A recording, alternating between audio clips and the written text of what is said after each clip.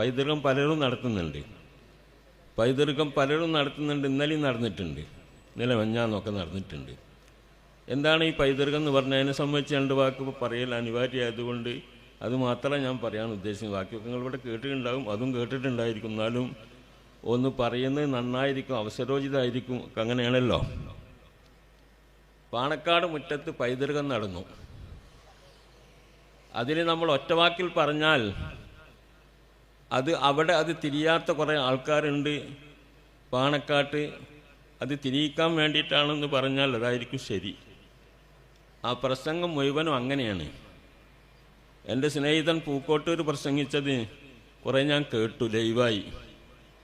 അദ്ദേഹം പറഞ്ഞത് ബഹുമാനപ്പെട്ട ബാഫക്കിത്തങ്ങൾ, അത് പാണക്കാട് കുടുംബത്തിൽപ്പെട്ടതല്ലെങ്കിലും ഒരു കെട്ടുബന്ധങ്ങളൊക്കെ ഉണ്ട്. മഹാനാണ്, അള്ളാഹുവിൻ്റെ ഔലിയാക്കളിൽപ്പെട്ട ആളാണെന്നാണ് ഞാൻ പ്രസംഗിക്കാറുള്ളത്. ബാഫക്കിത്തങ്ങളെ സംബന്ധിച്ച് ഇവരവിടെ എത്തിയില്ല പറഞ്ഞിട്ട്. ബാഫക്കിത്തങ്ങൾ അള്ളാഹുവിൻ്റെ ഔലിയ എന്ന് പറയാൻ കാരണം, അദ്ദേഹം ഞാൻ പട്ടിക്കാട് പഠിക്കുന്ന കാലത്ത് അതിൻ്റെ പ്രസിഡൻ്റാണ് അദ്ദേഹം. പൂക്കോയത്തങ്ങൾ സെക്രട്ടറിയാണ്. ശംസുലുലമയും കണ്ണിയത്ത് ഉസ്താദും കോട്ടുമൽ ഉസ്താദും ഒക്കെ ഉസ്താദന്മാരുമാണ്. അങ്ങനെ ഒരു നിറഞ്ഞ ഇസ്ലാമിൻ്റെ ഒരു ഉയർന്ന ചിഹ്നങ്ങൾ പ്രകാശങ്ങൾ പ്രകാശിച്ചു കൊണ്ടിരിക്കുന്ന സമയത്താണ് നമ്മളവിടെ പഠിച്ചത്. അന്ന് ബാഫക്കിത്തങ്ങൾ വന്നാൽ യോഗം കൂടും, കമ്മിറ്റി യോഗം കൂടും. കമ്മിറ്റി യോഗം വളരെ ശക്തമായിട്ട് ബാഫക്കിത്തങ്ങളും പൂക്കോയത്തങ്ങളുള്ള യോഗം ആയതുകൊണ്ട് എല്ലാ മെമ്പർമാരും ഹാജരുണ്ടാവും, ഫുൾ കോറായിരിക്കും. അങ്ങനെ യോഗം എവിടെ എത്തിയാലും ബാങ്ക് പള്ളിയിൽ നിന്ന് കൊടുത്താൽ തങ്ങളോട്ട് ഇറങ്ങിപ്പോവും. തങ്ങൾ വാക്ക് ആ ജുംല പൂർത്തിയാക്കൂല, അവിടെ എണീറ്റ് പോവും. അപ്പോൾ എല്ലാവരും ഇറങ്ങിപ്പോവും. പിന്നെ നിസ്കാരം കഴിഞ്ഞ് വന്ന് ഭക്ഷണമൊക്കെ കഴിച്ചിട്ട് വീണ്ടും തുടങ്ങും. ഇതാണ് സ്ഥിതി. ഇത് മൂപ്പരുടെ ശൈലിയാണ്.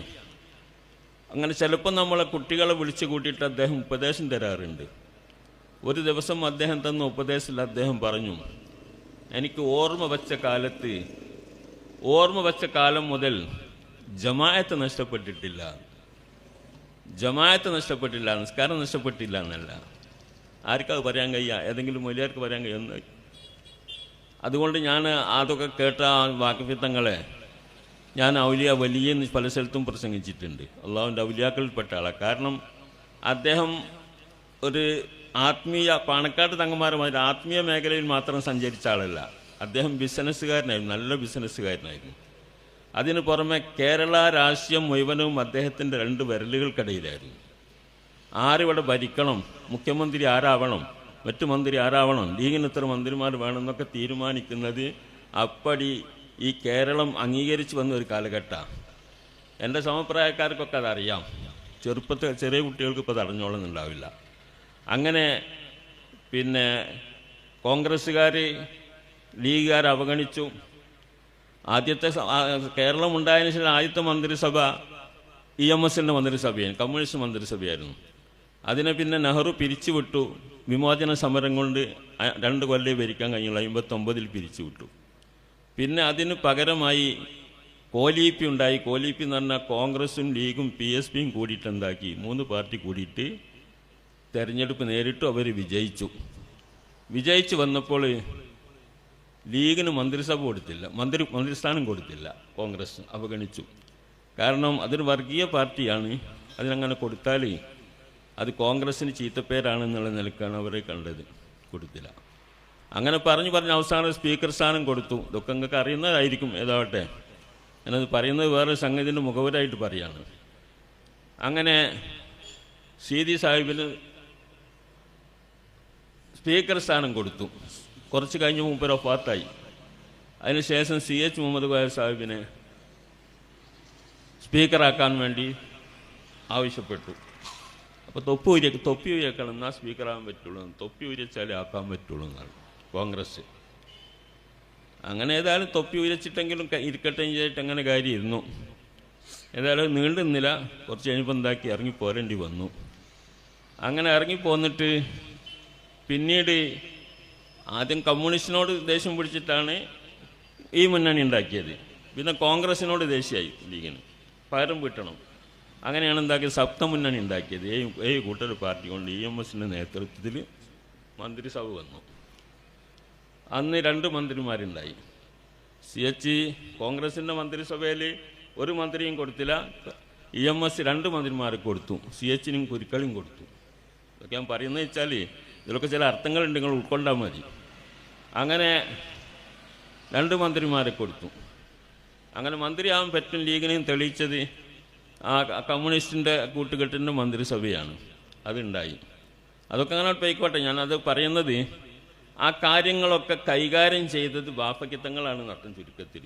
EMS വരും തങ്ങളെ കാണാൻ പാണ്ഡ്യാലയിൽ, കൊയിലാണ്ടി, അതിന് കോഴിക്കോട് പാണ്ഡ്യാലയിൽ അദ്ദേഹത്തിന് മലഞ്ചരക്ക് കച്ചവടങ്ങളുണ്ടായിരുന്നു, അവിടേക്ക് വരും. കരുണാകരൻ വരും, ആൻ്റണി വരും, എല്ലാവരും തങ്ങളെ തിരഞ്ഞു വരും. അങ്ങനത്തെ ഒരു കാലഘട്ടമായിരുന്നു. മൻ ഹാഫല്ലാഹ ഹാഫഹു കുല്ലു ചെയ്യുന്നതാണ്. ഒക്കെ നമ്മളിങ്ങനെ കാണുകയാണ് ബാഫക്കിത്തങ്ങളുടെ വലിപ്പം. കോൺഗ്രസോ കമ്മ്യൂണിസ്റ്റോ എന്നുള്ളതല്ല എൻ്റെ വിഷയം, ബാഫക്കിത്തങ്ങളുടെ വലിപ്പറിയലാണ്. അങ്ങനെ ആ കാലഘട്ടം മുഴുവനും പിന്നീട് ആ മന്ത്രിസഭ പൊളിച്ചിട്ട്, അതായത് കമ്മ്യൂണിസ്റ്റും ഈ കൂട്ടുകെട്ടിൻ്റെ മന്ത്രിസഭ പൊളിച്ചതും ബാഫക്കിത്തങ്ങൾ തന്നെ. എന്നിട്ട് ഒന്നുമല്ലാത്ത വലത് കമ്മ്യൂണിസ്റ്റിൻ്റെ അച്യുതൻ മേനോൻ, അന്ന് ഇയാൾ ഇവിടെ ആയിരുന്നു, MP ആയിരുന്നു, അദ്ദേഹത്തെ പിടിച്ചിട്ടുണ്ട്, വന്നിട്ട് മുഖ്യമന്ത്രിയാക്കി. അയാൾ MLA ഒന്നും അല്ലാത്ത നിലയ്ക്ക് എന്നെ കൊണ്ടുവന്ന് മുഖ്യമന്ത്രിയാക്കിയിട്ട് മന്ത്രിസഭ ഉണ്ടാക്കി. ആ മന്ത്രിസഭൻ്റെ ബാക്കി തന്നെയാണ് ഇപ്പോഴും നിലനിൽക്കുന്നതിന്. വലത് കമ്മ്യൂണിസ്റ്റ് പാർട്ടി പോയിന്നേ ഉള്ളൂ. അപ്പം അതൊക്കെ ഉണ്ടാക്കിയതും ചെയ്യുന്നതും കേരളം ഭരിക്കുന്നത് ബാഫക്കിത്തങ്ങളാണ്. ഈ ചരിത്രമൊക്കെ അറിയണം. ബാഫക്കിത്തങ്ങൾ അല്ലാണ്ട് വലിയെന്ന് പറഞ്ഞാൽ അതാണ്. ഒരു ദിവസം ഞങ്ങൾ പട്ടിക്കാട് ഇങ്ങനെ ഉച്ചക്ക് ചോറിൻ്റെ ഇൻ്റർവെൽ സമയത്താണ് ചോറ് വെച്ചിങ്ങനെ നിൽക്കുമ്പോണ്ട് വലിയ പോലീസ് വാൻ ഇങ്ങനെ വരുന്നു. വലിയ പോലീസ് വാൻ, മലപ്പുറം DSPയും കൂട്ടരുമൊക്കെ വരുന്നത്. അപ്പം അന്ന് കോളേജിൽ കമ്മിറ്റി യോഗം ഉണ്ട്, ബാഫക്കിത്തങ്ങൾ അവിടെ ഉണ്ട്. ബാഫക്കിത്തങ്ങളെ കാണാൻ വരിക. എന്തിനാ സംഗതി? ബാഫക്കിത്തങ്ങൾ ഒരു MLA അല്ല, മന്ത്രിയല്ല, ഒന്നുമല്ല. CH മുഹമ്മദ് സഖായ സാഹിബിനെ തലശ്ശേരി അവിടെ ആ മാരാറ്, ഒരു കമ്മ്യൂണിസ്റ്റുകാരൻ മാരാറ്, അവിടുത്തെ അദ്ദേഹം വിശ്രമിക്കുന്ന റൂമിൽ ചെന്ന് ആസിഡ് ബൾബ് എറിഞ്ഞു. ആ സംഭവത്തിന് എന്ത് നടപടി സ്വീകരിക്കണം എന്നറിയാൻ വേണ്ടിയിട്ടാണ് പോലീസ് തിരഞ്ഞു വന്നതാണ്. അന്ന് ഈ ഫോൺ സൗകര്യമൊക്കെ വളരെ കുറവാണ്. ടങ്ക് ബുക്ക് ചെയ്തിട്ടൊക്കെ കാത്തിരുന്നിട്ട് അവസാനം ക്യാൻസലാക്കണം, അതാ പരിപാടി. അപ്പം അവിടെ എന്ത് ചെയ്യണമെന്ന് വെച്ചാൽ അവിടെ ആഭ്യന്തര വകുപ്പ് മന്ത്രിയുണ്ട്, മുഖ്യമന്ത്രി ഒക്കെ ഉണ്ട്. പോലീസ് വന്നത് ബാഫക്കിത്തങ്ങളെ തിരഞ്ഞു, അവിടെ എന്താ നടപടി സ്വീകരിക്കണമെന്ന് ചോദിക്കാൻ. അപ്പോൾ ചുരുക്കത്തിൽ ഈ കേരളം എങ്ങനെ പോകണം, ഭരിക്കണം എന്നൊക്കെ തീരുമാനിച്ചത് ബാഫക്കിത്തങ്ങളായിരുന്ന ഒരു കാലഘട്ടം ഉണ്ടായിരുന്നു. ആ ബാഫക്കിത്തങ്ങൾ അദ്ദേഹത്തിന് ജമായത്ത് നഷ്ടപ്പെട്ടില്ല എന്നാണ് പറയുന്നത്. ചിലപ്പം കാറിൽ EMS ഉണ്ടാവും, കരുണാകരൻ ഉണ്ടാവും, വാങ്ങ് കൊടുത്താൽ പള്ളിൻ്റെ മുമ്പിൽ നിർത്തും, ഓലാടെ കാറിലിരുന്ന് പേപ്പർ വായിച്ചോളണം, തങ്ങൾ നിസ്കരിക്കും. ഇങ്ങനെയുള്ള വലിയൊരു മനുഷ്യനായിരുന്നു. ദുനിയാവും ആഖിറവും ഒരുമിച്ച് കൂടിയ ഒരു മനുഷ്യനായിരുന്നു. ഈ മനുഷ്യൻ്റെ മാതൃക, അതാണ് നമ്മൾ പൈതൃകം എന്ന് പറയുന്നത്. ഒന്ന് അല്ലേ, പൈതൃകം എന്ന് പറഞ്ഞാൽ അതല്ലേ. ആ മനുഷ്യൻ്റെ എന്താണോ ജീവിതം ചിലത് പകർത്തണം. അദ്ദേഹം സമസ്തക്കാരനായിരുന്നു, പൂർണ്ണ സമസ്തക്കാരനായിരുന്നു. സമസ്ത എന്ത് തീരുമാനം, EMS എന്ന് പറഞ്ഞ അല്ല, EMS നേരത്തെ കഴിഞ്ഞു, MES തലയിരിച്ചിട്ട് വായിക്കാം. MES എന്ന് പറഞ്ഞൊരു സംഘടന ഉണ്ടായിരുന്നു, ഇപ്പോഴും ഉണ്ട്. ഡോക്ടർ ഗഫൂർ സാഹിബ് എന്ന് പറഞ്ഞാൽ മെഡിക്കൽ കോളേജിൽ വലിയ പ്രൊഫസറൊക്കെ ആയിരുന്നു. അദ്ദേഹത്തിൻ്റെ നേതൃത്വത്തിൽ വലിയ ഉദ്യോഗസ്ഥന്മാർ, ഡോക്ടർമാർ, എഞ്ചിനീയർമാരൊക്കെ കൂടിയിട്ടാണ് ആ സംഘടന. ആ സംഘടന ഉണ്ടാക്കിയത് MES എന്ന് പറഞ്ഞാൽ മുസ്ലിം എഡ്യൂക്കേഷണൽ സൊസൈറ്റിയാണ്. അത് മുസ്ലിങ്ങൾ വിദ്യാഭ്യാസപരമായി പിന്നോക്കം നിൽക്കുന്നു, അതുകൊണ്ട് അവർക്ക് ഉദ്യോഗങ്ങളിലൊന്നും കയറാൻ കഴിയുന്നില്ല, അവരെന്നും പിന്നോക്കമായി കഴിയുന്നു എന്നതുകൊണ്ട് അതിനു വേണ്ടി നികത്താൻ മുസ്ലിം പിന്നോക്കം നിൽക്കുന്ന മുസ്ലിങ്ങൾക്ക് വിദ്യാഭ്യാസം നൽകി ഉയർത്തിക്കൊണ്ടുവരാൻ വേണ്ടിയിട്ടുണ്ടാക്കിയ ഒരു സംഘടനയാണ്. അതിന് എല്ലാ ആൾക്കാരും പിന്തുണ കൊടുത്തു, വേണ്ടതാണല്ലോ. മുസ്ലിം ലീഗും അതിൻ്റെ പിന്നിൽ പിന്തുണ കൊടുത്തു, സമസ്തയും മുജാഹിദും എല്ലാവരും പിന്തുണ കൊടുത്തിട്ടുണ്ട്. അങ്ങനെ ഉണ്ടാക്കിയതാ. അതുണ്ടാക്കി ഇങ്ങോട്ട് വളർന്നു വന്നു, വളർന്ന് പന്തലിച്ച് പലയിടത്തും അതിന് സ്ഥാപനങ്ങളൊക്കെ സർക്കാർ കൊടുത്തു. അങ്ങനെ പിന്നെ എഞ്ചിനീയറിംഗ് കോളേജും മറ്റേ മെഡിക്കൽ കോളേജ് അടക്കം കൊടുത്തു. അങ്ങനെ അത് വളർന്ന് വലുതായി, ആൾക്കാരുടെ ഇടയിൽ നീച്ചടക്കാനായി. അപ്പോഴാണ് അവർക്ക് നേരത്തെ നമ്മൾ ഈ വാഫി ഒഫിയൻ്റെ പറഞ്ഞ മാതിരി ഇങ്ങനെ വഴിതെറ്റുന്നത് കണ്ടത്. അവർക്ക് ഈ മൂല്യന്മാരും തലകെട്ടുമൊക്കെ ഒരു പയഞ്ചനായി തോന്നി. അത് അതുപോലെ കൂടെ നടക്കാനൊന്നും പറ്റാത്ത ഒരവസ്ഥ. അവർക്കൊരു ജേർണൽ ഉണ്ടായിരുന്നു, അവരുടെ മാസിക, MES ജേർണൽ എന്നതിൻ്റെ പേര്. അതിലൊരു നോവൽ വന്നു. മൊയ്തു പടിയത്ത് എന്ന് പറഞ്ഞ എഴുത്തുകാരൻ, അദ്ദേഹം ഒരു നോവൽ എഴുതി. ആ നോവലിൻ്റെ പ്രമേയം സ്വന്തം മക്കളിരിക്കെ പേരമക്കൾക്ക് സ്വത്തില്ല എന്ന് ഇസ്ലാമിൻ്റെ നിയമമുണ്ടല്ലോ. ഇസ്ലാമിൻ്റെ നിയമമുണ്ട്. ഇപ്പോൾ ഹൈദരാക്കക്ക് 2 മക്കളുണ്ട്, കമ്മുണ്ണി മൂസി. ഹൈദരാക്കക്ക് കമ്മുണ്ണി മൂസ 2 മക്കളുണ്ട്. പേര് ഞാനിപ്പോൾ ഉദാഹരണം പറയുകയാണ്. അതുപോലെ 2 കഥാപാത്രങ്ങൾ വെച്ചിട്ടാണ് അയാൾ എഴുതിയത്. കമ്മുണ്ണിയാക്കാന്ന് പറഞ്ഞ മൂത്ത ആളാണ്. അയാൾക്ക് ഭയങ്കര പള്ളവേദന. അയാൾക്ക് കുട്ടികളുമുണ്ട്, കമ്മുണ്ണിയാൾക്ക് കുട്ടികളുമുണ്ട്. പക്ഷെ ഡോക്ടർമാർ പറഞ്ഞു പള്ളവേദനയ്ക്ക് ഓപ്പറേഷൻ ചെയ്യണമെന്ന് പറഞ്ഞു. ഓപ്പറേഷൻ പൂർണ്ണമായും സക്സസ് ആവും നമുക്ക് ധൈര്യമില്ല, ഡോക്ടർമാർ പറയുന്നു. അത് 75% പരാജയമായിരിക്കും എന്നാണ് ഡോക്ടർമാരുടെ റിപ്പോർട്ട്. എങ്കിലും അതല്ലാതെ വേറെ മാർഗവുമില്ല. നാളെ ഓപ്പറേഷനാണ്. ഞാൻ ആ നോവലിൻ്റെ കഥ പറയാം. നാളെ ഓപ്പറേഷനായാൽ ബാപ്പ മരിക്കും. കമ്മുണ്ണിയാക്കൻ്റെ കുട്ടികൾ മനസ്സിലാക്കുകയാണ് ബാപ്പ മരിക്കല്ലോ. ബാപ്പ മരിച്ച അളാപ്പ ഇവിടെ ഉണ്ടല്ലോ, നമുക്ക് സ്വത്ത് കിട്ടൂല. അപ്പോൾ എന്ത് ചെയ്യണം? വല്യാപ്പനെ അറക്കണം. തലേന്ന് രാത്രി, ഓപ്പറേഷൻ്റെ തലേന്ന് രാത്രി വല്യാപ്പനെ അറക്കണം. വല്യാപ്പ തലേന്ന് മരിച്ച് ബാപ്പ പിറ്റേന്ന് മരിച്ചാൽ കുട്ടിക്ക് സ്വത്ത് കിട്ടുമല്ലോ, ബാപ്പൻ്റെ വൈക്കന് കിട്ടുമല്ലോ. അപ്പം അതാണ് അതിലെ പ്രമേയം. ഇതാർക്കാ ഇത് പ്രമേയ? ഇസ്ലാമിൻ്റെ നിയമത്തിനെ, അനന്തരാവകാശ നിയമത്തിനെ കളിയാക്കുന്ന, പുച്ഛിക്കുന്ന ഒരു നോവലായിരുന്നു ആ നോവൽ. ഇത് സമസ്ത കണ്ടു. വേറെ പലതും ഉണ്ട്. സ്റ്റാർ നൈറ്റ് നടത്തിയിരുന്നവർ സിനിമാ താരങ്ങളെ കൊണ്ടുവന്ന് ഫണ്ടുണ്ടാക്കാൻ വേണ്ടിയിട്ട് നോട്ടൊക്കെ നടത്തിയിരുന്നു. അതിലൊക്കെ ഉപരിയായിക്കൊണ്ട് ഇതുകൂടിയും കണ്ടപ്പം ഇനിപ്പോലെ വെച്ച് പൊറപ്പിച്ചുള്ള സമസ്ത പറഞ്ഞു. സമസ്ത മുഷാവറ കൂടിയിട്ട് തീരുമാനം എടുത്തു, MES-ഉമായി ബന്ധപ്പെടാൻ പാടില്ല, മുസ്ലിങ്ങൾ ബന്ധപ്പെടരുത്, അതിൻ്റെ പോക്ക് ശരിയല്ല, ഇസ്ലാമിന് വിരുദ്ധമാണ്. ആ പ്രമേയം സമസ്ത മുഷാവറ പാസ്സാക്കി. ബഹുമാനപ്പെട്ട ബാപ്പയ്ക്ക് തങ്ങൾ അതിൻ്റെ അതേ ഒരു കോപ്പി വാങ്ങിച്ചു. അതിൻ്റെ അതേ കോപ്പി, പ്രമേയത്തിൻ്റെ കോപ്പി, മുസ്ലിം ലീഗിൻ്റെ സ്റ്റേറ്റ് കൗൺസിൽ കൂടിയിട്ട് എതിരഭിപ്രായമില്ല. ബഹുമാനപ്പെട്ട CH മുഹമ്മദ് കോയ സാഹിബിനെ പോലെയുള്ള മഹാന്മാരൊക്കെ കൂടുന്ന ആ സദസ്സിൽ വെച്ചിട്ട് ഒരഭിപ്രായ വ്യത്യാസമില്ലാതെ ബാപ്പയ്ക്ക് തങ്ങൾ വായിച്ചു. എല്ലാവരും തക്ബീർ ചൊല്ലി പാസ്സാക്കി. ഇതാണ് പൈതൃകം. നമ്മുടെ പാരമ്പര്യം അതാണ്. ബാപ്പയ്ക്ക് തങ്ങളും പിന്നെ പൂക്കോയ തങ്ങളൊക്കെ അടങ്ങിയ സദസ്സ്. ഇതുപോലെ പലതും ഉണ്ടായിട്ടുണ്ട്. സമസ്ത എടുത്ത തീരുമാനം അപ്പടി പാസ്സാക്കുന്നതിൽ ബാപ്പയ്ക്ക് തങ്ങളും പൂക്കോയ തങ്ങളും മുഹമ്മദ് അലി ശിഹാബ് തങ്ങളും ഹൈദർ അലി ശിഹാബ് തങ്ങളും ഒക്കെ മുന്നിലായിരുന്നു. ഈ പൈതൃകമാണ് നമ്മുടെ പൈതൃകം. ഇത് ആ മുറ്റത്ത് ഇപ്പം പറഞ്ഞു കൊടുക്കേണ്ടത് ആവശ്യമാണ് എന്ന് എൻ്റെ സമുദ്ര സാഹിബിന് തോന്നിയത് വളരെ നല്ല കാലോചിതമാണെന്ന് മനസ്സിലാക്കുന്നത്. പക്ഷേ അത് അവർ ഉൾക്കൊണ്ടോ, ആ നിലക്കാണോ പറഞ്ഞത്, അല്ലെങ്കിൽ ഇങ്ങോട്ടാണോ വെച്ചതെന്ന് അറിയില്ല. ഇപ്പോഴത്തെ തീവണ്ടിൻ്റെ മാതിരി ഇഞ്ചൻ അങ്ങോട്ടും ഇങ്ങോട്ടും ഉണ്ടാവുമല്ലോ, എങ്ങോട്ടും വെക്കാം. അതാണ് നമ്മുടെ അവസ്ഥ. ഇവിടെ വാഫി ഓഫിയ വിഷയത്തിൽ നമ്മളൊരു തീരുമാനമെടുത്തു, മുഷാവറ ഒരു തീരുമാനമെടുത്തു. വെറുതെ എടുത്തില്ല, ആ വ്യക്തിവിരോധം അതിലില്ല. നമ്മളീ പറഞ്ഞതുപോലെ തന്നെ ഇസ്ലാമിന് പോറലേൽക്കും. വാഫി ഓഫിയ വിഷയം നമ്മുടെ മുസ്ലിം ഉമ്മത്ത് ഒന്നിച്ച് നേരത്തെ പറഞ്ഞതുപോലെ MES-ന് പിന്തുണ കൊടുത്തതുപോലെ എല്ലാവരും ഒന്നിച്ച് പിന്തുണ കൊടുത്തത് സമസ്തയുടെ സ്ഥാപനങ്ങളാണ്. സമസ്തയുടെ പിന്തുണയോട് ആ സ്ഥാപനമൊക്കെ വളർന്നത് അല്ലേ? അങ്ങനല്ലേ? നിങ്ങളൊക്കെ അതിന് പൈസ കൊടുത്തിട്ടുണ്ടാവും, വേണ്ടതൊക്കെ ചെയ്തിട്ടുണ്ടാവും, നിങ്ങളെ കുട്ടികളെ അയച്ചിട്ടുണ്ടാവും. അത് സമസ്ത അംഗീകരിച്ചൊരു സ്ഥാപനം എന്നുള്ള നിലക്കാണ് അതിൽ നമ്മൾ കുട്ടികളെ അയച്ചത്. പക്ഷെ അതിൻ്റെ പോക്ക്, അതിൻ്റെ കപ്പിത്താന് അദ്ദേഹം ഒന്ന് വളഞ്ഞ വഴിയിലൂടെയൊക്കെ പോകാൻ തുടങ്ങിയത്. ജമാഅത്തും മുജാഹിദും ഒക്കെ ബന്ധപ്പെട്ട് അവരൊക്കെ കൊണ്ടുവന്ന് ക്ലാസ് എടുപ്പിക്കും. അദ്ദേഹത്തിന് തന്നെ അതിൻ്റെ ആശയങ്ങൾ ഉള്ളതുപോലെയുള്ള പ്രവർത്തനങ്ങളും പ്രസംഗങ്ങളും ഒക്കെ അദ്ദേഹം നടത്തും. ഇങ്ങനെയൊക്കെ ആയപ്പോൾ സമസ്തക്ക് പരാതി കിട്ടി. സമസ്ത പരിശോധിച്ചു. MT അബ്ദുള്ള മുസ്ലിയാരുടെ നേതൃത്വത്തിന് പരിശോധന നടത്തി.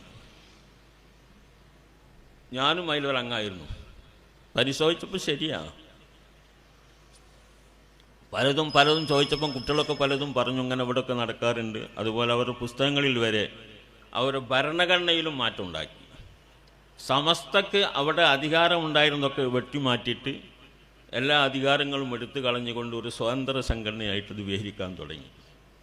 ഇങ്ങനെയുള്ള അപകടകരമായ ഒരു സംഗതി ഉണ്ടായപ്പോൾ സമസ്തയുടെ അഡ്രസ്സിൽ ജീവിക്കുകയും സമസ്തയെ അവർക്ക് പറ്റാതാവുകയും ചെയ്യുന്നുവെന്ന് കണ്ടപ്പോഴാണ് സമസ്ത മുസാവറ തീരുമാനിച്ചത്. ഇതിൻ്റെ പോക്ക് ശരിയല്ല, അതുമായി ബന്ധപ്പെടരുത്. അത് ഹക്കീം ഫൈസിനെ നിർത്തിയിട്ടാണ് പറഞ്ഞത്. സ്ഥാപനം ഹക്കീം ഫൈസിൽ നിന്ന് മാറ്റി, അല്ലെങ്കിൽ അദ്ദേഹത്തിൻ്റെ നിലപാടിൽ നിന്ന് മാറ്റിയിട്ട് കൊണ്ടുവരണം. സ്ഥാപനം നമ്മളെ കുട്ടികളാണ് അവിടെ ഉള്ളതൊക്കെ. അതുകൊണ്ട് സ്ഥാപനം നശിക്കണം തീരുമാനിച്ചിട്ടില്ല. സ്ഥാപനം നന്നാവാൻ ഇദ്ദേഹത്തെ മാറ്റണം. എന്നാൽ പിന്നെ നമുക്ക് നന്നാക്കി നമ്മുടെ റോട്ടിൽ തന്നെ കൊണ്ടുപോകാം എന്നാണ് തീരുമാനം. അത് വളരെ വ്യക്തമായ തീരുമാനമാണ്. ആ തീരുമാനം വെച്ചപ്പോൾ പൈതൃകത്തിൻ്റെ ആൾക്കാരാണ് അതിന് നേതാക്കൾ. അവർ അതിനെ വേണ്ടതുപോലെ കൈക്കൊണ്ടിട്ടില്ല. അതാണ് വിഷയം ഉണ്ടായത്. പാക വിഷയം അതാണ്. നമ്മളുടെയുള്ള വിഷയം കാര്യമായിട്ട് കാതിൽ അതാണ്. ഈ സമദ് സാഹിബിനോട് ഞാൻ ചോദിച്ചിരുന്നു. സമദ് സാഹിബ് ഒരു ദിവസം പ്രസംഗിച്ചു. നമ്മളെ പല സ്ഥലത്തും പ്രസംഗിച്ചിട്ടുണ്ട്. SMFൻ്റെ ഒരു പരിപാടിയിൽ ബഹുമാനപ്പെട്ട സാദിഖ് അലി ശിഹാബ് തങ്ങൾ എന്നോടിന്ന് രാവിലെ പറഞ്ഞതാ. നിങ്ങൾ കണ്ടുണ്ടാവും വീഡിയോ. ഇവർ തന്നെ മധ്യസ്ഥന്മാരായി ഒരു 9 കാര്യങ്ങൾ ഉണ്ടാക്കിയിട്ടുണ്ട്. നമ്മളാരുമല്ല, ബഹുമാനപ്പെട്ട സാദിഖ് അലി തങ്ങളും കുഞ്ഞാലിക്കുട്ടി സാഹിബും പിന്നെ നമ്മുടെ തങ്ങളും MT ഒക്കെ കൂടിയിട്ടുണ്ടാക്കിയ ഒരു തീരുമാനം. ആ തീരുമാനം 9 കാര്യങ്ങളാണ്. അതാ തീരുമാനം നമ്മളാക്കിയതല്ല, അവർ തന്നെ ഉണ്ടാക്കിയതാ. ആ തീരുമാനം അംഗീകരിപ്പിച്ച് തരാമെന്നും രണ്ടു കൂടെ സമ്മതിച്ചു. തിരക്കടില്ല, അത് അംഗീകരിച്ചാൽ നമ്മൾക്ക് സംഗതി എന്താണ്, നല്ല നിലക്ക് പോകാമെന്നുള്ള നിലക്ക്. അതിൽ സമസ്തക്കുള്ള പല അധികാരങ്ങളൊക്കെ നിലനിർത്തുക, അവിടെ പുസ്തകങ്ങൾ പരിശോധിച്ചിട്ട് വിദഈ പ്രസ്ഥാനക്കാരുടെ ആശയങ്ങളുടെ പുസ്തകങ്ങളൊക്കെ മാറ്റുക, സമസ്ത പണ്ഡിതന്മാരിൽ നിന്ന് കുറച്ച് ആൾക്കാരായ CICയിൽ പങ്കാളിയാക്കുക തുടങ്ങിയ ചില കാര്യങ്ങളാണ്. ശുദ്ധിയാക്കാൻ വേണ്ടി പറഞ്ഞ കാര്യങ്ങൾ. അതൊക്കെ കുഞ്ഞാലിക്കുട്ടി സാഹിബും പിന്നെ സാദിഖ് അലി ശിഹാബ് തങ്ങളും നമ്മളെ ജിഫ്രി തങ്ങളും MT അബ്ദുൽ മുസ്ലിയാരും കൊയ്യോട് ഉമ്മർ മുസ്ലിയാരും ഒക്കെ കൂടിയ സഭയാണ് തീരുമാനിച്ചത്. അവർ തീരുമാനിച്ച പിന്നെ നടപ്പാക്കണ്ടേ. CICൻ്റെ പ്രസിഡന്റ് സാദിഖ് അലി തങ്ങളാണ്. അത് നടപ്പാക്കും. അപ്പോൾ സമദ് സാഹിബ് പ്രസംഗിച്ചു. ഇന്ന് രാവിലെ ഞാൻ സാദിഖ് അലി തങ്ങളെ കണ്ടിരുന്നു. ആ പ്രസംഗിക്കുന്ന രാവിലെ അദ്ദേഹം എന്നോട് പറഞ്ഞു, ഈ 9 കാര്യം ഞാൻ CICയെ കൊണ്ട് അംഗീകരിപ്പിക്കും, ഇല്ലെങ്കിൽ സാദിഖ് അതിലുണ്ടാവില്ല, ആ CICയിൽ ഉണ്ടാവില്ല എന്ന് പറഞ്ഞത്. ആ വീഡിയോ എപ്പോഴും കാണാൻ നിങ്ങൾക്ക്. അതാ മുറ്റത്തുനിന്ന് അദ്ദേഹം പറഞ്ഞിട്ടില്ല. ആ മുറ്റത്ത് അതായിരുന്നു പറയേണ്ടത്. എന്തേ സാധിക്കുക, നിങ്ങൾ എന്നോട് പറഞ്ഞതല്ലേ, നിങ്ങൾ എന്നോടൊരു വാക്കങ്ങനെ പറഞ്ഞിരുന്നല്ലോ, അത് നിങ്ങൾ പാലിക്കണ്ടേ, എല്ലാ നിലക്കും പാലിക്കണ്ടേ. നമ്മളൊരു മുസ്ലിം, സാധാരണ മുസ്ലിം ആണെങ്കിൽ തന്നെ ഒരു വാക്ക് പറഞ്ഞാൽ പാലിക്കണമല്ലോ. ഔഫു ബിൽ ഉഹു എന്നല്ലേ, കരാറ് പാലിക്കണം എന്നല്ലേ. അതില്ല. അത് പാലിച്ചു കഴിഞ്ഞാൽ ഇവിടെ ഒരു വിഷയമില്ല. പൈതൃകത്തിന് എതിരായിക്കൊണ്ട് ഇവിടെ ആരാ പ്രവർത്തിക്കുന്നത്? സമസ്ത എന്ന് പറയുന്നത് നമ്മളെ ദീനാണ്, മറ്റത് രാഷ്ട്രീയമാണ്. ദീനും രാഷ്ട്രീയവും തമ്മിൽ ഏറ്റുമുട്ടിയാൽ നമുക്ക് ഏതാ വേണ്ടത്? ദീനാ വേണ്ടത്. അതാണ് മുഅ്മിൻ മനസ്സിലാക്കുക. മുഅ്മിനീങ്ങൾ അതാ കൈകാര്യം ചെയ്യേണ്ടത്. അതില്ലാതെ പോവുകയും എന്നിട്ട് പൈതൃകം എന്ന് പറഞ്ഞൊരു പേര് വെച്ചിട്ട് എന്തെങ്കിലുമൊക്കെ കാട്ടിക്കൂട്ടിയിട്ട് കാര്യമുണ്ടോ? ഇതുപോലെ പല സംഗതിയും അങ്ങനെ തന്നെയാണ്. ഇതൊരു വിഷയമൊന്നുമല്ല. നമ്മളെ പരസ്യമായി എതിർത്തുകൊണ്ടിരിക്കല്ലേ. നമ്മൾ സമ്മേളനത്തിന് ബഹുമാനപ്പെട്ട തങ്ങളുടെ ഒരു ജാഥ, ജിഫ്രി തങ്ങളുടെ ഒരു ജാഥ, അത് വളരെ മാന്യമായിട്ട് അത് ഉദ്ഘാടനം ചെയ്യാൻ വേണ്ടി ബഹുമാനപ്പെട്ട സാദിഖ് അലി തങ്ങൾ വെച്ചു. മറ്റേ വേറെ ദേശീയ നേതാവ് ആരാണ്? ഖാദർ മൊയ്തീൻ അല്ലേ? ഖാദർ മൊയ്തീന് പങ്കെടുക്കുന്ന കന്യാകുമാരിയിൽ നിന്ന് തുടങ്ങുന്നൊക്കെ പറഞ്ഞ് വളരെ അവരൊക്കെ ക്ഷണിച്ച് സ്വീകരിച്ചു വന്ന ആരാളും വന്നില്ല. രണ്ടാളും വന്നില്ല. ഈ കേരള അന്തരീക്ഷത്തിൽ പരാജയപ്പെടുമല്ലോ, അങ്ങനെയുള്ള വെപ്പ് യാത പരാജയപ്പെടും. പാണക്കാട് തങ്ങൾ വെലങ്ങത്തിൽ നിന്നാൽ പിന്നെ നേതാവ് ഖാദർ മൊയ്തീൻ വെൽങ്ങത്തിൽ നിന്നാൽ പിന്നെ യാതിൻ്റെ കാര്യം അത് മയ്യത്തായത് തന്നെ. എന്നാൽ പിന്നെ ജാഥ കണ്ട് വന്ന് നോക്കുമ്പോൾ കുടുങ്ങല്ലോ, പെറ്റിച്ചല്ലോ, കയ്യിൽ നിന്ന് വിട്ടുപോകല്ലത് എന്ന് തോന്നി. അതാണ് ഉണ്ടായത്. പിന്നെ ഞാൻ പറയില്ല, നിങ്ങൾ മനസ്സിലാക്കുക. അങ്ങനെ ആ ജാഥ ഒരു ഭയങ്കര സംഭവമായി. അതുപോലെ അതിന് ശേഷം കോൺഗ്രസ്സുകാർ എല്ലായിടത്തും പങ്കെടുത്തു. മുന്നണിയുള്ള കോൺഗ്രസ്സുകാർ മത്സരിച്ച് പങ്കെടുത്തു. രമേശ് ചെന്നിത്തല 2 സ്ഥലത്ത് പങ്കെടുത്തു, സതീശൻ വേറെ സ്ഥലത്ത് പങ്കെടുത്തു. ഇങ്ങനെ എല്ലാവരും ഉദ്ഘാടനം ചെയ്തു. അങ്ങനെയുള്ള ഒരു ജാഥയായിരുന്നു ആ ജാഥ. അപ്പം പിന്നെ എന്തൊക്കെ ആക്കിയിട്ടോ കൂടി എല്ലാവരും പിന്നെ കൂടി. അൽഹംദുലില്ലാ, അതാണ് അള്ളാഹുവിൻ്റെ സഹായം എന്ന് പറയുന്നത്. ഇനി സമ്മേളനം വരാനുണ്ട്. നമ്മൾ തഹിയ്യ ഫണ്ട് വെച്ചു. തഹിയ്യ ഫണ്ട് എന്താ ഉണ്ടായത്? തഹിയ്യ ഫണ്ട് നമ്മൾ വിചാരിച്ചാലും കൂടുതൽ വന്നിട്ടുണ്ട്. അതിൽ അത് പിരിക്കരുതെന്ന് നമ്മളെ ചില മൗലവിമാരെ ചില കമ്മിറ്റിക്കാരൊക്കെ നിർബന്ധിച്ചിരുന്നു. അത് പറയണ്ട, പിരിക്കണ്ട. അവിടെയും പിരിച്ചു, അവിടെ അല്ലെങ്കിൽ എല്ലായിടത്തും പിരിഞ്ഞു. നമുക്ക് എന്താ അൽഹംദുലില്ലാ. അപ്പോൾ പരസ്യമായിട്ട് എതിർക്കാണ്. ഇതൊക്കെ നമ്മൾ കാണുന്നു, ആൾക്കാർ എതിർക്കുന്നത്. ഇത് എവിടെ നിന്ന് വരുന്ന ഈ എതിർപ്പ്? ഇതിനാരാ ഉത്തരവാദി? നമുക്കൊരു പത്രമുണ്ട്, സുപ്രഭാതം. നമ്മളെ പത്ര, സമസ്തൻ്റെ പത്ര, സമസ്തൻ്റെ നേതാക്കൾ ഉണ്ടാക്കിയതാ. ഇവർ തങ്ങളൊക്കെ വരുന്നതിന് മുമ്പുള്ള നേതാക്കൾ ഉണ്ടാക്കിയതാ. ആ പത്രം ഉണ്ടായത് കൊണ്ടിട്ട് നമുക്കൊരുപാട് മൈലേജ് ഉണ്ടായിട്ടുണ്ട്. ആ കാര്യത്തിലൊരു സംശയമില്ല. ആ പത്രം ഒരു ജനകീയ പത്രമാക്കിയിട്ട് രൂപീകരിക്കണം തന്നെയാണ് നേതാക്കൾ അത് ഉണ്ടാക്കിയത്. ഉണ്ടാക്കിയ സമയത്ത് തന്നെ ഉദ്ദേശിച്ചതും അത് ആ നിലക്കാണ് നടന്നു വരുന്നതും. ഒരു പക്ഷമില്ലാതെ നിഷ്പക്ഷ വാർത്തകൾ കൊടുക്കണം എന്നുള്ള നിലക്കാണ്. അപ്പം അതിൽ പല വാർത്തകളും വരും. ഭരിക്കുന്നവരെ സംബന്ധിച്ച് നല്ലത് വരും, അവരുടെ പരസ്യങ്ങൾ വരും, ഇടതുപക്ഷത്തിൻ്റെ ഇത് വരും, വലതുപക്ഷത്തിൻ്റെ ഇവരൊക്കെ വരും. ഇത് ഞങ്ങളുടെ മാത്രമേ വരാൻ പാടുള്ളൂ, മറ്റേ വരാൻ പാടില്ല എന്ന് പറയാനേ അത് പറ്റൂലല്ലോ. അത് പറ്റും? അങ്ങനെ ഒരു സ്വഭാവം പറ്റുമോ? ഈ രാജ്യത്തെ ഒരു സ്വതന്ത്ര, ഒരു നിഷ്പക്ഷമായ ഒരു പത്രം എന്ന നിലക്ക് അത് പ്രവർത്തിക്കുന്നു. അതിൽ ഇന്ന് ഭരിക്കുന്ന ഇടതുപക്ഷത്തിൻ്റെ പരസ്യം വരാൻ പാടില്ല. അത്രേ പരസ്യം വന്നാൽ കത്തിക്കും പേപ്പർ. പരസ്യം വന്നാൽ പത്രം കത്തിച്ചു. ഇതാണ്. അതിന് വരിക്കാരെ ചേർക്കുന്നതും അത് പ്രചരിപ്പിക്കുന്നതും നമ്മുടെ ഉസ്താദന്മാർ മുഅല്ലിമീങ്ങളാണ്, പാവപ്പെട്ട മുഅല്ലിമീങ്ങളാണ്. ആ മുഅല്ലിമീങ്ങൾ വീട് വീടാന്തരം കയറിക്കൊണ്ട് അതിനെ വരിക്കാരെ ചേർക്കുന്ന അതിൻ്റെ ക്യാമ്പയിൻ കാലത്ത് മുസ്ലിംമാരെന്നൊക്കെയുള്ള ഭീഷണി, ഇവിടെ നിങ്ങളതിനെ ഇറങ്ങരുത്, നിങ്ങൾ പിരിച്ചു വിടും. ചിലരൊക്കെ പിരിച്ചു വിട്ടിട്ടുണ്ട്. എന്തിനാ അതൊക്കെ ചെയ്യുന്നത്? ആരോടത് കളിക്കുന്നത്? എന്താ പത്രത്തിന് കുഴപ്പം? അത് ഉണ്ടാക്കിയവർക്ക് എന്തോ കുഴപ്പമുണ്ടോ? ഇപ്പം നടത്തുന്നതിലുള്ള കുഴപ്പമുണ്ടോ? ഇതൊക്കെ ഒന്ന് ആലോചിക്കേണ്ട സംഗതിയാണ്. ഇങ്ങനെയുള്ള പല സംഗതികളും ആരോടാണ് ഈ എതിർപ്പൊക്കെ നടത്തുന്നത്? എന്നിട്ട് അത് കൂട്ടം കൂടിക്കൊണ്ടിട്ട് അതിന് നമ്മളെ കൂട്ടത്തിൽ ഉള്ള ആൾക്കാരെന്ന് പറയുന്ന കുറച്ച് ആൾക്കാരാണ്. ലീഗുകാർ ഞാൻ കുറ്റം പറയുന്നില്ല. ലീഗുകാർ അവരുടെ പാർട്ടിയും നയങ്ങളുമായിട്ട് ഇങ്ങനെ പോകും, പല പാർട്ടിക്കാരുടെ മാതിരി തന്നെ. അതിലേറ്റവും വലിയ കുറ്റവാളികൾ ഈ പൈതൃകമൊക്കെ വെച്ചിട്ട് പ്രസംഗിക്കുന്ന കുറച്ച് ആൾക്കാരുണ്ടല്ലോ ഇപ്പോൾ പറഞ്ഞ്, അവരാണ് അന്തമില്ലാത്തവർ. അവർ സമസ്തക്കാരാണത്രേ.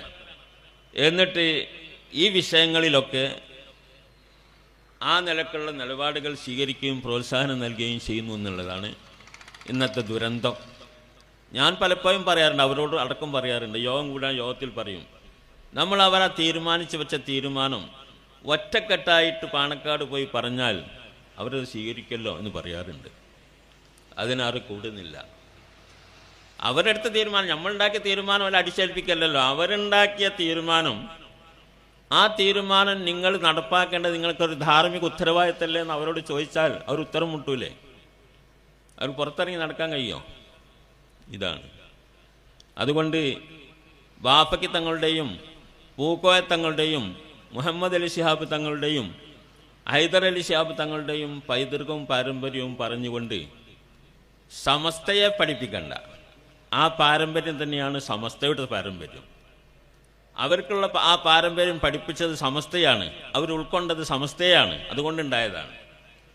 അത് ഇല്ലാതെ ആരെങ്കിലും ഇപ്പോൾ ഉണ്ടെങ്കിൽ, ഞാൻ ആരെയും കുറ്റം പറയുന്നില്ല, അങ്ങനെ ആരെങ്കിലും ഉണ്ട് പ്രവർത്തിക്കുന്നുണ്ടെങ്കിൽ അവരാണത് മാറ്റേണ്ടത് എന്നുള്ളതാണ്. അവരത് മാറ്റിയിട്ട് നല്ല വഴിക്ക് വന്നാൽ ഒരു പ്രശ്നവുമില്ല. അഹ്ലു ബൈത്തിനെ ബഹുമാനിക്കണം, ബഹുമാനിക്കേണ്ടത് നമ്മൾ പറയില്ല. പൈസ കൊടുക്കിയവർക്ക് കേട്ടോ, നല്ല ഒരുപാട് ചെലവുണ്ടാവും. ബിസ്മില്ലാഹിർ റഹ്മാനിർ റഹീം. എല്ലാവരും കയ്യിൽ നന്നായി കൊടുക്കി. പിന്നെ നമ്മൾ പറയുന്നില്ല, അഹ്ലു ബൈത്തിനെ ബഹുമാനിക്കാൻ പഠിപ്പിച്ചത് സമസ്തയാണ്, സുന്നികളാണ്. വഹാബികൾ അഹ്ലു ബൈത്ത് ഇല്ല എന്ന് പറയുന്നവരാ, അത് മുറിഞ്ഞു പോയിട്ടുണ്ട്. അവരെ കൂട്ടുപിടിക്കരുത് തങ്ങളെ നമ്മൾ തങ്ങന്മാരോട് പറയുന്നത്. അവരെ കൂട്ടുപിടിച്ചാൽ നിങ്ങളിരിക്കുന്ന മരത്തിൻ്റെ കൊമ്പ് നിങ്ങൾ മുറിക്കലാകും, താഴെ വീഴും. വഹാബി മൗദൂദികളെ കൂട്ടുപിടിച്ചുകൊണ്ടുള്ള പ്രവർത്തനം, ഈ പറഞ്ഞ മഹാന്മാരൊന്നും ഒരു വഹാബികളുടെ യോഗത്തിനോ പരിപാടികൾക്കോ പോയിട്ടില്ല, അതിന് പ്രോത്സാഹനം നൽകിയിട്ടുമില്ല. ബാപ്പി തങ്ങളും പൂക്കോയ തങ്ങളും ഒക്കെ ശക്തമായിട്ട് എതിർത്തത് വഹാബികളും മൗദൂദികളും തന്നെയാണ്. രാഷ്ട്രീയമെന്ന നിലക്ക് മുസ്ലിം ലീഗിൽ അവരുണ്ടാവുന്നത് അത് ഈ രാജ്യത്തിൻ്റെ ഒരു സ്വാതന്ത്ര്യമാണ്. അതിന് നമ്മൾ എതിർത്തിട്ടില്ല. ആ രാഷ്ട്രീയത്തിലുണ്ടായിക്കോളി, ഒരു വോട്ട് എവിടെന്നെങ്കിലുമൊക്കെ കിട്ടിയ അതല്ല വേണ്ടത്. പക്ഷേ അത് വഹാബികൾ മൗദൂദികളെ സംബന്ധിച്ചുള്ള അതും പാടില്ല. കാരണം മൗദൂദികളെ ഈ രംഗത്തിറക്കാൻ പാടില്ല. അവർക്ക് നമ്മളെ ബിദഈ പ്രസ്ഥാനത്തിന് അതിന് പുറമെ ഈ രാജ്യത്തിൻ്റെ ഭരണഘടനയ്ക്ക് വിരുദ്ധമായ നിലപാടുകൾ ഉണ്ടെന്നത് കൊണ്ട് എല്ലാവരും അതിനെ വെറുക്കുന്ന സാധനമാണ്. അതങ്ങനെ. ഏതായിരുന്നാലും ഇന്ന് നമ്മൾ ഈ പറയുന്ന ബഹുമാനിക്കുന്ന ആൾക്കാർ അവരൊക്കെ അതിന് പിന്തിരിയണമെന്ന് നമുക്ക് പറയാനുള്ളത്. സമസ്തയുടെ തീരുമാനമാണ്. അവരുമായിട്ടൊരു സഹകരണവും പാടില്ല. തെർക്കുൽ മുവാലാത്തുണ്ട്, അവരുമായിട്ടൊരു സഹകരണവും പാടില്ല. കെട്ടാൻ പാടില്ല, കെട്ടിക്കാൻ പാടില്ല, സലാം പറയാൻ പാടില്ല, മയ്യത്ത് കേൾക്കാൻ പാടില്ല എന്നൊക്കെ പറഞ്ഞാൽ നമ്മൾ ബുക്കിലൊക്കെ പഠിപ്പിച്ചു തന്നെയാണ്. അതൊക്കെ അത് നമ്മളെ ബുക്കിൽ മാത്രമല്ല, നമ്മൾ മഹാന്മാർ നമ്മളെ പഠിപ്പിച്ചത് നമ്മൾ ബുക്കിൽ എഴുതിയെന്നേ ഉള്ളൂ. ഇത് നിലനിൽക്കണമല്ലോ, ഇത് നിലനിൽക്കാതെ പരസ്യമായതിനെ ലംഘിച്ചുകൊണ്ട് വെല്ലുവിളി പോലെ അവരുടെ സമ്മേളനം, അവരുടെ ബൈത്ത് സക്കാത്ത്, ജമാഅത്തെ ഇസ്ലാമിൻ്റെ ഒരു ബൈത്ത് സക്കാത്തുണ്ട്, അത് ഉദ്ഘാടനം ചെയ്തത് ഈ ബഹുമാനപ്പെട്ട കുടുംബത്തിൽ നിന്ന് ഒരാളാണ്. നമുക്ക് അറിയാം എന്താ ഈ ബൈത്ത് സക്കാത്ത് എന്ന് പറഞ്ഞാൽ. നടന്നില്ല. അതെ, അതൊക്കെ ഏറ്റിങ്ങനെ പ്രചരിപ്പിച്ച് നമ്മൾ ഒച്ചപ്പാടുണ്ടാക്കുമ്പോൾ നടന്നില്ല എന്നുള്ളതാണ്. എന്തായാലും തിരക്കടില്ല എന്നുള്ളൊരു അവസ്ഥയാണ്. ഈ നിലക്ക് നമ്മൾ സമസ്ത പറയുന്നിടത്ത് എല്ലാവരും നിൽക്കുക, നമ്മൾ ഉമറാക്കൾ നിൽക്കുക. സമസ്ത നമ്മുടെ ദീനാണ്, അത് വൃത്തി വേണം, എന്നാലേ ബാക്കിയുള്ളതൊക്കെ വൃത്തിയാവുള്ളൂ. അത് വിട്ട് കളിക്കാൻ പാടില്ല. നമ്മളൊരു വാക്ക് പറഞ്ഞാൽ അത് പാലിക്കണം. നമ്മൾ സത്യം പറയാവൂ. നമ്മൾ പിന്നെ എല്ലാവരോടും വളരെ സൗഹൃദത്തിൽ തന്നെ ഈ ഒരു മതേതര രാഷ്ട്രം എന്ന നിലയ്ക്ക് സൗഹൃദത്തിൽ നടക്കണം എന്നുള്ള കാര്യത്തിലൊക്കെ നമ്മളൊന്നാണ്. ആ കാര്യത്തിനും അഭിപ്രായക്കേടില്ല. അതേ അവസരത്തിൽ നമ്മളെ അഖീദയും ദീനും അത് വിട്ട് കളിക്കാൻ പാടില്ല. അത് വിട്ട് കളിക്കാത്ത ഒരു നിലപാടിൽ കൂടെ നമുക്ക് മുന്നോട്ട് പോകണം. അള്ളാഹു തആല തൗഫീഖ് ചെയ്യുമാറാവട്ടെ. ഇനി ഇവിടെ പ്രസംഗിക്കാൻ ആളുള്ളത് കൊണ്ട് ഞാൻ കൂടുതൽ പ്രസംഗിക്കുന്നില്ല. എനിക്ക് കുറച്ച് ക്ഷീണമുണ്ട്. അള്ളാഹു സുബ്ഹാനഹു വ തആല ആരോട് നമുക്ക് വിരോധമല്ല, എല്ലാവരും നന്നാവണം. എല്ലാവരും CIC-ന് ഞാൻ പറഞ്ഞു, CIC-യിലെ ഹക്കീം ഫൈസി അദ്ദേഹം നല്ലൊരു പണ്ഡിതനാണ്. അദ്ദേഹത്തെയും നമുക്ക് നന്നാക്കി തിരിച്ചെടുത്തുകൊണ്ട് വന്ന് നമ്മുടെ കൂട്ടത്തിൽ കൂട്ടിക്കൊണ്ട് നമുക്ക് മുന്നോട്ട് പോകണം എന്നുള്ള അഭിപ്രായമാണ്. അയാളോടൊരു വിദ്വേഷം നമുക്കില്ല. അദ്ദേഹത്തിന് ചില പേച്ച ചിന്താഗതികളുണ്ടെങ്കിൽ അത് മാറ്റിയിട്ട് വന്നാൽ ആ നിലക്ക് നമുക്കെന്താക്കാം, മുന്നോട്ട് പോകാമെന്നുള്ളതാണ്. പിന്നെ ചിലരൊക്കെ ഉണ്ട്, തങ്ങന്മാരെ പോലീസ് പഠിപ്പിക്കുന്നവർ, നമ്മളെ പഠിപ്പിക്കുന്നവർ. അവരൊക്കെ ആരായിരുന്നു എന്നറിയോ? അവർ പലരും പൂക്കോയ തങ്ങളുടെയും ബാഫൈ തങ്ങളുടെയും തങ്ങളെ ഭാഗത്തായിന് പൂക്കോയ തങ്ങളുടെ തലയിൽ 5008 മുളപ്പിച്ചവരാ. കേട്ടിട്ടുണ്ട്, മുദ്രവായും കേട്ടിട്ടുണ്ടോ? 5008 മുളപ്പിക്കും എന്ന് അറിഞ്ഞിരുന്നു. അന്ന് അവരൊരു വിമത ലീഗ് ഉണ്ടാക്കിയിട്ട് അങ്ങനെ ചെയ്തതാണ്. മുദ്രാവാക്യം വിളിച്ചായിരുന്നു കമ്മ്യൂണിസ്റ്റുകാരെ കൂടെ കൂടിയിട്ട്. അവരാണ് ഉമ്മർ ഫൈസിനൊക്കെ ഇപ്പം തങ്ങന്മാരെ പോലീസ് പഠിപ്പിക്കാൻ വരുന്നത്. അന്ന് നമ്മൾ തങ്ങന്മാരെ കൂടെ തന്നെയായിരുന്നു. തങ്ങന്മാരെ പോലീസ് ഞാൻ പറഞ്ഞില്ല, അവരൊക്കെ ഔലിയാക്കളാന്ന് പറഞ്ഞ് നടക്കുന്നവരായിരുന്നു. ഈ നിലയ്ക്ക് കോലം മാറിയവർ ഇപ്പോൾ നമ്മളെ ആ കൂട്ടത്തിലൊക്കെ ഉള്ള നമ്മളെ ഇവരെ കൂട്ടിക്കൊണ്ട് നടക്കുന്ന കുറേ ആൾക്കാരുണ്ട്. അതാണ് പറയാനുള്ളത്. അങ്ങനെ വ്യക്തിപരമായിട്ട് ഞാൻ ആരെയും ആക്ഷേപിക്കുന്നില്ല. അള്ളാഹു തആല അവർക്കൊക്കെ ഹിദായത്ത് കൊടുക്കട്ടെ എന്ന് പറയാനുള്ളൂ. ഈ സമസ്തയുടെ തീരുമാനത്തോടു കൂടെ നിൽക്കുക എന്നുള്ള ആ പാരമ്പര്യവും പൈതൃകവും അത് നിലനിർത്താൻ ലീഗിൻ്റെ നേതൃത്വവും തയ്യാറാവണം. ലീഗിലെ വഹാബികൾ വരെ സമസ്ത പറയുന്നതിനൊരു എതിരും പറഞ്ഞിട്ടില്ല, സമസ്തയുടെ തീരുമാനത്തെ എതിർത്തിട്ടില്ല. അങ്ങനെ ഉദാഹരണത്തിന് പെണ്ണുങ്ങളെ സംവരണം വന്ന സമയത്ത് സമസ്തയോട് ലീഗ് എഴുതി ചോദിച്ചിട്ടുണ്ട്. സംവരണം പെണ്ണുങ്ങൾക്ക് 30% സംവരണം വന്നാൽ അവിടെ നമ്മളെ പെണ്ണുങ്ങൾക്ക് മത്സരിച്ചുകൂടെങ്കിൽ ഭരണമൊക്കെ മറ്റോല് കൊണ്ടുപോകുമല്ലോ, നമുക്ക് ഭരിക്കുന്ന ഭരണത്തിൽ പങ്കാളിത്തം ഉണ്ടാവില്ലല്ലോ എന്ന് പറഞ്ഞപ്പം ബഹുമാനപ്പെട്ട സമദാനി സാഹിബാണ് അതെന്താക്കിയത്, ആ ഒരു പ്രമേയം നമ്മൾ സമസ്തയിൽ കൊണ്ടുവന്നത്. അതിന് വളരെ ആലോചിച്ച് മുഷാവറ ഒരു ലുർവത്തിൻ്റെ നിലക്ക് വളരെ നിബന്ധനയോടെ മത്സരിക്കാൻ, ഒരു പെണ്ണെന്ന നിലക്ക് എന്തൊക്കെ അച്ചടക്കം വേണോ ആ നിലക്കൊക്കെ മത്സരിക്കാമെന്നുള്ളൊരു അനുമതി കൊടുത്തിട്ടുണ്ട്. അപ്പോൾ സമസ്ത ഒരു തീരുമാനം എടുക്കും വളരെ ആലോചിച്ച് വളരെ ശ്രദ്ധിച്ച് തെറ്റുകളും കുറ്റങ്ങളും കൂടാത്ത നിലക്കുള്ള പരിപാടികളാണ് നടപ്പാക്കുക. അതിലൊരു സംശയമില്ല. ആരെയും കണക്കിലെടുത്തുകൊണ്ട് ഒരു വിവേചനം കാണിക്കാത്ത രൂപത്തിലാണ് സമസ്ത ചെയ്യാറുള്ളത്. ഇതാണ് മനസ്സിലാക്കാനുള്ളത്. അതുപോലെ തന്നെ ആർക്ക് മഹത്തുണ്ടെങ്കിലും അഹ്ലുബൈത്തിന് മഹത്തുണ്ടെങ്കിലും ആൾ നന്നാവണം, സലാഹിയത്ത് വേണം. സലാഹിയത്തില്ലാത്തവരില്ല. അപ്പം നമ്മൾ അബൂലഹബിൻ്റെ കഥ നമ്മൾ പറയല്ലേ, അബൂലഹബ് നബീൻ്റെ മുത്താപ്പല്ലേ. ഫിർഔനെ സംബന്ധിച്ചോ അല്ലെങ്കിൽ പിന്നെ അബൂജഹലിനെ സംബന്ധിച്ചോ ഒന്നും ഖുർആനിലൊരു സൂറത്ത് ഇറങ്ങിയില്ല. അബൂലഹബിനെ കുറിച്ച് ആ സൂറത്ത് ഇറങ്ങി, തബ്ബത് യദാ അബീ ലഹബ് എന്ന് പറഞ്ഞിട്ട് നശിച്ചവനാണ്, നരകത്തിലാണ്, ഓനും അവൻ്റെ പെണ്ണും ഒക്കെ നരകത്തിലാണെന്ന് ആ തബ്ബത് യദാ അബീയിൽ പറയുന്നത്. ആരാണത്? റസൂലുള്ളാഹിൻ്റെ മുത്താപ്പയാണ്. എന്തുകൊണ്ട്? സലാഹിയത്തില്ല, വൈപയച്ചു പോയി. തങ്ങളെ മൂത്താപ്പല്ലേ, അങ്ങനെ പറയരുത് പഠിച്ചവനെ നമുക്ക് പറയായിരുന്നോ? അത് പറയാൻ പറ്റൂല. അതാണ് നമ്മൾ പഠിപ്പിച്ചത്. വൈദിബ്തല ഇബ്രാഹിം റബ്ബുഹു ബികലിമാത്തിൻ ഫഅതമ്മഹുന്ന ഖാല ഇന്നി ജാഇലുക ലിന്നാസി ഇമാമ ഖാല മിൻ ദുരിയത്തി ഖാല ലാ യനാലു അഹദിൽ ളാലിമീൻ. ഇബ്രാഹിം നബിനെ അല്ലാഹു തആല ഒരുപാട് തീക്ഷ്ണമായ പരീക്ഷണങ്ങൾക്ക് വിധേയമാക്കിയിട്ടുണ്ട്. കുട്ടിയുണ്ടായി, കുട്ടീനെ അറക്കാൻ പറഞ്ഞു, തീയിലിട്ടു. അങ്ങനെ ഒരുപാട് തിക്തമായ അനുഭവങ്ങൾ ഇബ്രാഹിം നബിക്ക് ഉണ്ടായിട്ടുണ്ട്. ആ ഇബ്രാഹിം നബി ആ പരീക്ഷണമൊക്കെ വിജയിച്ചു. ഫഅതമ്മഹുന്ന അതൊക്കെ വിജയിച്ചു, ആ പരീക്ഷണങ്ങളൊക്കെ വിജയിച്ചു. അതിനുശേഷം അദ്ദേഹം അള്ളാഹിനോട് പറഞ്ഞു, ഫഅതമ്മഹുന്ന ഖാല ഇന്നി ജാഇലുക ലിന്നാസി ഇമാമ. ആ പരീക്ഷണമൊക്കെ വിജയിച്ചു. അല്ലാഹു തആല പറഞ്ഞു, ഇബ്രാഹിമെ നിന്നെ ഞാൻ ലോകത്തിന് ഇമാമാക്കാൻ, ലോക ജനതയ്ക്ക് ഇമാമാക്കാണ്. കാരണം അത്ര തീക്ഷ്ണമായ പരീക്ഷണങ്ങൾ നീ വിജയിച്ച ആളാണല്ലോ, അതുകൊണ്ട് ഞാൻ ആക്കുകയാണെന്ന് പറഞ്ഞു. അപ്പോൾ ഇബ്രാഹിം നബിക്ക് ഒരു ആശയം കൂടി ഉണ്ടായി, ഇന്നെ മാത്രമാക്കിയാൽ പോരാ, ഖാല ഉമിൻ ദുരിയത്തി, എൻ്റെ കുട്ടികളെയൊന്നും അങ്ങനെ കുറേ ആളാക്കണം എന്ന് പറഞ്ഞു. എൻ്റെ സന്താനങ്ങളിൽ നിന്ന് പരമ്പരയിൽ നിന്ന് എന്താക്കണം, കുറച്ച് ആൾക്കാരാക്കണം എന്ന് പറഞ്ഞു. അപ്പോൾ അല്ലാഹു തആല മറുപടി പറഞ്ഞു, ഖാല ലാ യനാലു അഹദിൽ ളാലിമീൻ. അത് സന്താനങ്ങളിൽ ലാലിമീങ്ങൾ ഉണ്ടെങ്കിൽ ഓർക്ക് കിട്ടൂല, വൈപയച്ചവരുണ്ടെങ്കിൽ, നമ്മുടെ പൈതൃകം കാത്തു സൂക്ഷിക്കാത്തവരുണ്ടെങ്കിൽ അവർക്ക് കിട്ടൂല എന്ന് പറഞ്ഞു. ഇങ്ങനെ ഖുർആനിൽ ഒരുപാട് തെളിവുകൾ നമുക്കുണ്ട്. നൂഹ് നബിൻ്റെ മകനെ സംബന്ധിച്ച് നൂഹ് നബി വെള്ളപ്പൊക്കമായപ്പോൾ മകനോട് പറഞ്ഞു, യാ ബുനിയ്യർക്കും മഅന, കപ്പലിൽ കാരിക്കും മോനെ എന്ന് പറഞ്ഞു. വേണ്ട, ഞാൻ ആ മലയെ കാരിയിട്ട് ഞാൻ രക്ഷപ്പെട്ടോളാം, നിങ്ങളെ കപ്പലിൽ ഞാനില്ലാന്ന് പറഞ്ഞു. കന്ന എന്ന് പറഞ്ഞു മകന്. പറഞ്ഞുകൊണ്ടിരിക്കുമ്പം വക്കാന മിനൽ മുറക്കീൻ, അവന് ചത്തുപോയി, മുങ്ങി ചത്തുപോയി. നൂഹ് നബിൻ്റെ മകനായതുകൊണ്ട് അയാൾക്ക് രക്ഷയൊന്നും കിട്ടിയില്ല. ഇബ്രാഹിം നബിൻ്റെ ബാപ്പ ആയതുകൊണ്ട് അദ്ദേഹത്തിന് രക്ഷ കിട്ടിയില്ല. അദ്ദേഹം ബിംബം ഉണ്ടാക്കുന്ന ആളായിരുന്നു. ഇങ്ങനെയൊക്കെ നമ്മൾ മനസ്സിലാക്കണം. അപ്പോൾ ദീനെന്ന് പറയുന്നത് ഒരു ചിട്ടയുണ്ട്. ആ ചിട്ടയിൽ ജീവിക്കുന്നവർക്കാണ് മഹത്വമുള്ളത്. അല്ലാതെ നമ്മളെ ബോഡിക്കൊന്നും ഒരു മഹത്വമില്ല. ബോഡി എല്ലാവരും ഒരുവണ്ണം തന്നെയാണ്. പക്ഷേ അതിൽ ദീനുണ്ടോ, ദീനുണ്ടെങ്കിൽ ഉന്നതനാണ്, ദീനില്ലെങ്കിൽ മോശമാണ് ആൾ എന്നുള്ളതാണ്. അത് മനസ്സിലാക്കുക.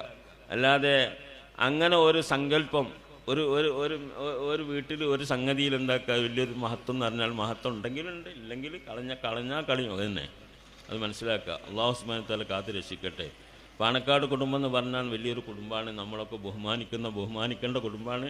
അത് മുസ്ലിം കേരളത്തിൻ്റെ ഒരു തണലാണ് പാണക്കാട്. ആ തണൽ വേണം നമുക്ക് ഇൻഷാ അല്ലാഹ്. അല്ലാഹു തആല ആ നിലക്ക് അതിനെ നിലനിർത്താനുള്ള ഒരു തൗഫീഖ് അവർക്കും നമുക്കൊക്കെ അല്ലാഹു തആല തെരുമാറാവട്ടെ എന്ന് മാത്രം പറഞ്ഞുകൊണ്ട് ബിസ്മില്ലാഹിർ റഹ്മാനിർ റഹീം ഉദ്ഘാടനം ചെയ്യുന്നു. അസ്സലാമു അലൈക്കും.